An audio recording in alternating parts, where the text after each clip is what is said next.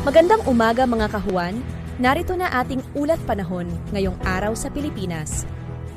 Magandang umaga po sa ating lahat. Narito ang ating weather update para sa araw ng Miyerkules, May 20, 2026. Wala naman tayong minomonitor na anumang bagyo or low pressure area sa loob at labas ng ating Philippine Area of Responsibility. Ang ITCZ or yung Intertropical Convergence Zone ay bumaba at wala po itong epekto sa anumang parte ng ating bansa. Sa ngayon, easterlies or yung mainit at malinsangan na hangin na nanggagaling sa dagat Pasipiko ang umiiral dito sa may Southern Luzon at Visayas.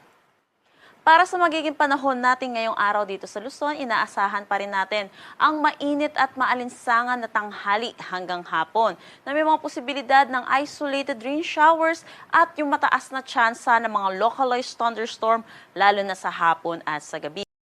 Agwat ng temperatura para sa Metro Manila, 24 to 32 degrees Celsius, Lawag, 25 to 33 degrees Celsius. For Tuguegarao, 25 to 37 degrees Celsius, Baguio, 18 to 25 degrees Celsius. For Tagaytay, 23 to 31 degrees Celsius, at Legazpi, 26 to 33 degrees Celsius.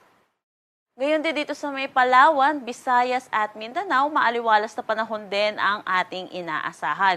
Yung ITCZ po natin na nagpaulan po dito sa may Southern Mindanao ay bumaba po at offshore po ito. Kaya inaasahan po natin dito po sa buong Palawan, buong Visayas at Mindanao, maaliwalas na panahon ang kanilang aasahan. Pero yun din po, asahan din natin yung init at alinsangan lalo na sa tanghali hanggang hapon na may mataas na tsansa ng mga localized thunderstorm pagdating sa hapon at sa gabi.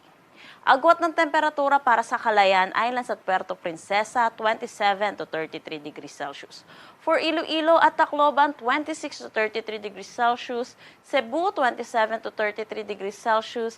Cagayan de Oro, 25 to 32 degrees Celsius. Zamboanga at Davao, 24 to 33 degrees Celsius. Para naman sa ating heat index na nilabas kahapon dito sa Metro Manila, nakapagtala tayo ng 39 to 41 degrees Celsius at ang pinakamataas nating naitala ay 46 degrees Celsius dito ito sa may San Ildefonso, Bulacan. Para naman sa ating forecast na heat index ngayong araw dito sa Metro Manila, inaasahan pa rin natin ang 39 to 41 degrees Celsius at ang pinakamataas pa rin ay dito sa may San Ildefonso, Bulacan with 45 degrees Celsius. Pinapaalalahanan po natin mga kababayan po natin kahit napapadalas na po yung mga pag-ulan natin sa hapon at sa gabi, mataas pa rin po yung mga heat index po natin lalo na po sa tanghali hanggang hapon. Iwasan po natin lumabas ng tanghali hanggang hapon, pero kung hindi po natin may iwasan ay magdala po tayo ng pananggalang katulad po ng payong which is magagamit naman po natin sa init at yung mga posibilidad ng pag-ulan sa hapon at sa gabi. Wala naman tayong nakataas na anumang gale warning sa anumang seaboards ng ating bansa.